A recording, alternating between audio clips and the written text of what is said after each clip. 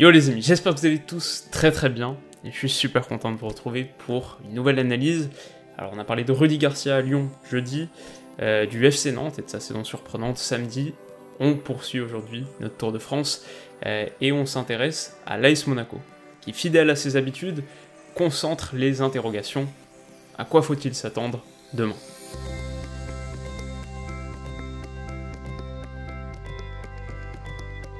Alors on commence avec un peu de contexte, et ça fait un petit moment que Monaco va mal.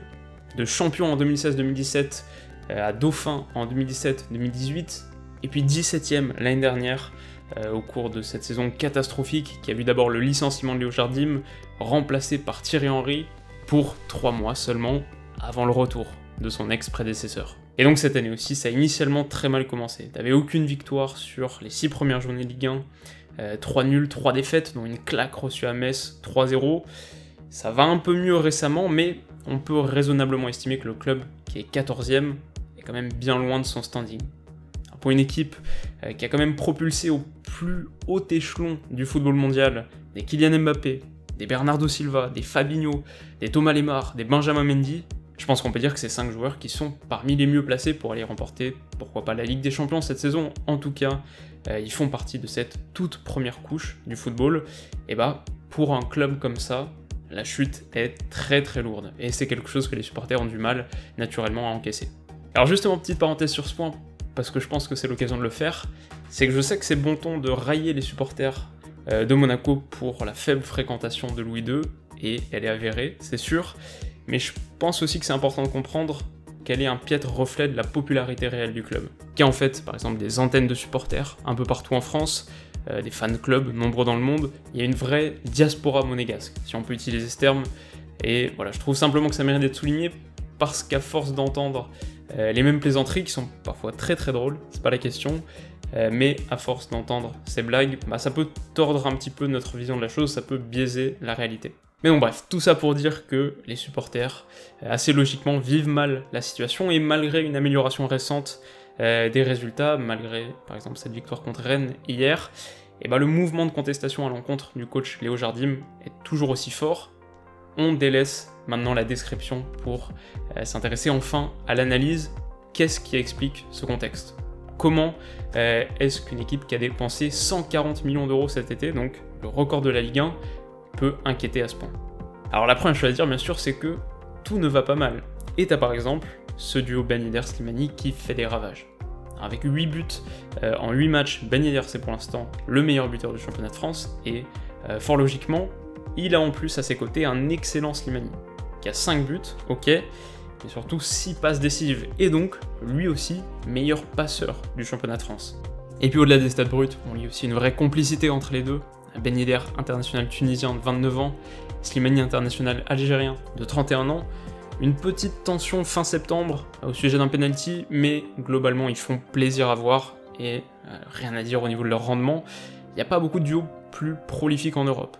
Alors que Monaco se retrouvait parfois associé l'année dernière à un Falcao vieillissant, à un Moussa Sylla encore trop tendre, le secteur offensif en 2019-2020 est un vrai motif de satisfaction.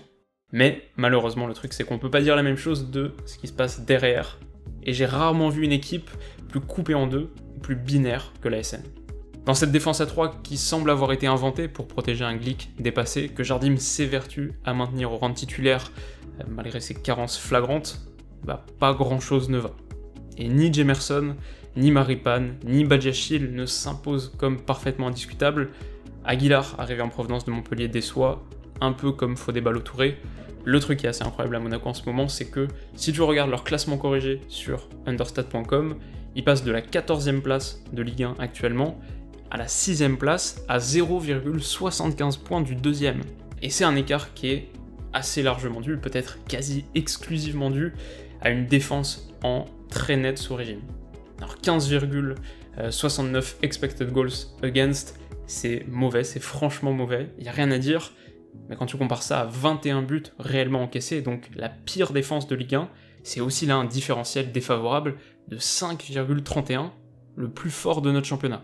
Donc maintenant qu'on est à ce stade de la réflexion, et comme toujours avec les XG ou les XIA, il reste à déterminer si c'est, entre guillemets, simplement la faute à pas de chance, si on peut s'attendre à une correction qui serait logique, inévitable sur le moyen ou long terme, ou si c'est plutôt le symbole de prestations qui sont nettement en dessous de la moyenne dans ce secteur, dans le secteur défensif. Le truc, c'est que l'impression visuelle semble plutôt corroborer la seconde option. Alors, à quoi peut ressembler la suite ? La question tactique déjà est intéressante.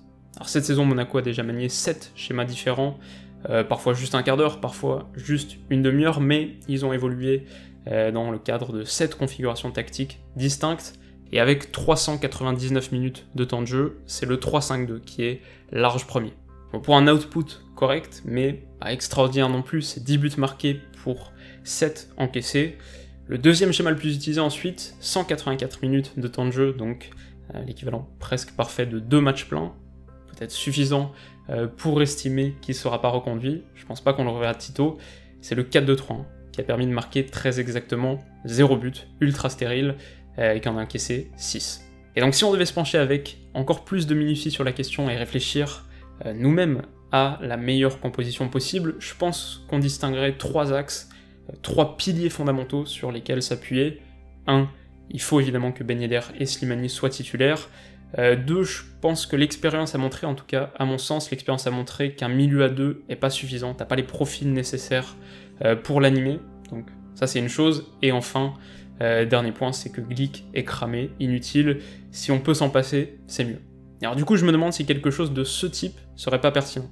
Alors oui, ça fait bizarre, je sais, de pas voir Slimani et Ben Yedder en pointe, associés en tant que duo, mais le truc c'est qu'on n'est pas sur des joueurs rigides. Alors déjà, actuellement, ça dézone énormément, il y a beaucoup de fluidité, beaucoup de permutations. Je pense en fait que ce 4-3-3 serait pas si différent dans l'animation de ce que tu vois actuellement, en tout cas au sujet de ce duo, et il aurait l'avantage de mettre Gelson Martins dans son meilleur rôle, qui dans un bon jour est vraiment un sacré joueur. Alors un cran plus bas ensuite, je pense que Golovin a beaucoup apporté, comme Bakayoko, Fabregas aussi, mais seulement s'il est suffisamment protégé, et si on lui en demande pas trop défensivement, notamment en situation de transition, donc peut-être un cran plus haut sur les phases avec ballon, à voir. Derrière, tant qu'il n'y aura pas de taulier, ça continuera à faire mal, c'est sûr, mais peut-être expérimenter avec Maripane, Badiachil, Ballo-Touré et Aguilar, c'est pas hyper séduisant non plus en ce moment, mais s'ils produisent ce qu'on a vu à Lille et ce qu'on a vu à Montpellier, pourquoi pas, et le compte évidemment qui semble monter en puissance.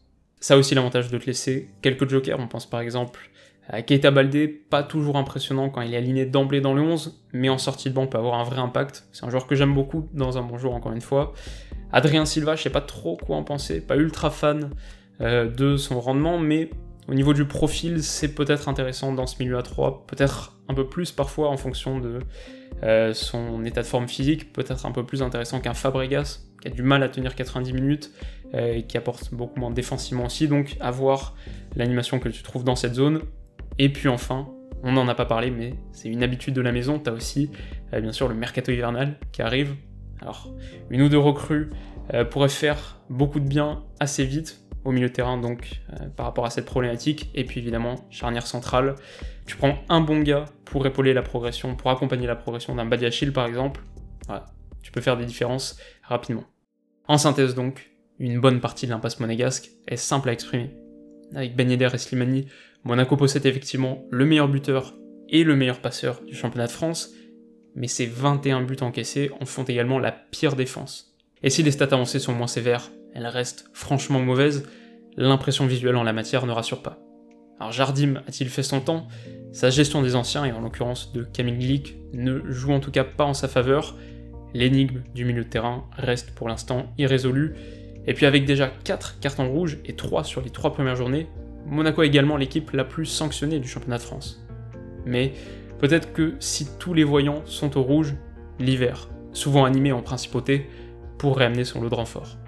À court terme donc, je dirais que mon prono est caractérisé par un optimisme relatif. Je suis pas absolument certain de les voir finir dans le top 3, je pense qu'il faudrait un petit miracle, en tout cas une amélioration sensible sur le secteur défensif. Cela dit, je les vois pas non plus galérer comme l'année dernière, tout simplement parce qu'ils sont, à bien des égards, bien mieux équipés. Mais en revanche, la suite de l'histoire, elle, est pas très enthousiasmante. Entre le maintien de Jardim, l'ombre de Jorge Mendes, ces couloirs de Louis II qui semblent être le théâtre de luttes d'influence notoires, et au-dessus de tout ça, un état-major dégageant finalement très peu de confiance, et ben on se prend à s'interroger sur l'avenir du club. Et personnellement, je me pose des questions sur la nature du projet monégasque. Sportivement, qu'est-ce qui est visé, et est-ce que c'est pas d'ores et déjà faire fausse route que de formuler cette question au prisme sportif? À moyen terme, l'intégration des jeunes pose question aussi, quand on voit le prometteur Jonathan Panzo prêté au Cercle, Arthur Zagré qui a joué très exactement 0 minutes en 2 mois, Onyekuru porté disparu, Kefren Turam et Anoa Masengo vendus. L'équation de l'AS Monaco est complexe, et on ne sait pas tout à fait d'où viendra sa résolution. Voilà, en tout cas les amis, c'est la fin de cette courte analyse, et j'espère bien sûr qu'elle vous aura plu. Si c'est le cas, n'hésitez pas à mettre un petit like, fameux pouce bleu qui m'aide toujours autant bien sûr. Si vous voulez pas rater la prochaine vidéo qui sortira vraisemblablement, soit demain, peut-être un peu plus tard en fonction des analyses de matchs de Ligue des Champions, à voir, peut-être que je me préserverai aussi pour ça. On verra, mais donc, en tout cas, si vous voulez pas rater ça, vous pouvez aussi vous abonner à la chaîne, ça me fait très plaisir. De l'autre côté, quoi qu'il arrive, on se retrouve très très vite pour la suite. Alors d'ici là, comme d'habitude, passez bien sûr une super journée, une excellente soirée et une très bonne semaine. Prenez soin de vous surtout. Bisous.